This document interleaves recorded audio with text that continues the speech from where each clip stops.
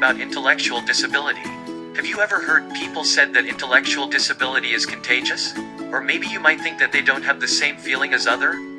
Will they have a productive life? Actually, these beliefs are false. Intellectual disability doesn't spread by any contact. People with intellectual disability also seek for happiness and love, and they can feel upset too. In fact, many people with disabilities have fulfilling jobs, wonderful friends, and beautiful families. But what is actually intellectual disability? Intellectual disability is a disorder characterized by deficits in general mental abilities, such as reasoning, problem-solving, planning, abstract thinking, judgment, academic learning, and learning from experience. There are 4 levels of intellectual disability. It could be mild, moderate, severe, and even profound. These levels are defined on the basis of adaptive functioning in conceptual, social, and practical skills.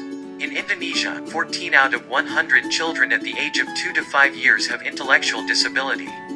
Intellectual disability also occurs more in boys than girls. It is more prevalent among children of lower socioeconomic status and children from minority groups. To be categorized as an intellectual disability, a child must be met these 3 criteria. First one is deficits in intellectual functions, such as reasoning, problem-solving, planning, abstract thinking, academic learning, and so on. Second one is deficits in adaptive functions, which result in failure to meet developmental and socio-cultural standards. They have limitations in functioning in one or more activities of daily life like communication without supervisor. Also, those deficits happen during the developmental period, which generally considered to be before age 18. In everyday lives, we can see children with intellectual disability may have physical abnormalities, such as unusual face features, unusual size of head, malformations in hands or feet, or various other abnormalities. Sometimes they have normal appearance, but they experience seizures, lethargy, vomiting, abnormal urine odor, and failure to feed and grow normally. Children with severe intellectual disability have delayed development of motor skills during their first year. But most children with intellectual disability do not develop symptoms that are noticeable until preschool period. Usually, the first noticeable problem is a delay in language development. They have difficulty to speak in complete sentences and may lead them to social developmental delay. Children with intellectual disability also more likely to develop behavioral problems, such as explosive outbursts, temper tantrums, and physically aggressive behavior. These behaviors are often related with frustrating situations and their inability to communicate and control impulses.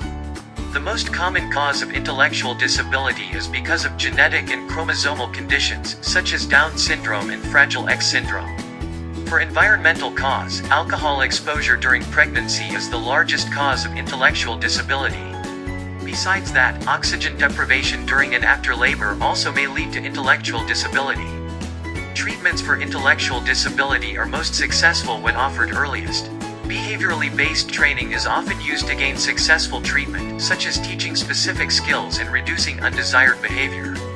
One of the best opportunities to promote healthy outcomes occurs during prenatal development. That is why prenatal education and screening is necessary. Besides that, we could go for psychosocial treatment, such as early intervention, behavioral treatment, cognitive behavioral therapy, and family-oriented strategies.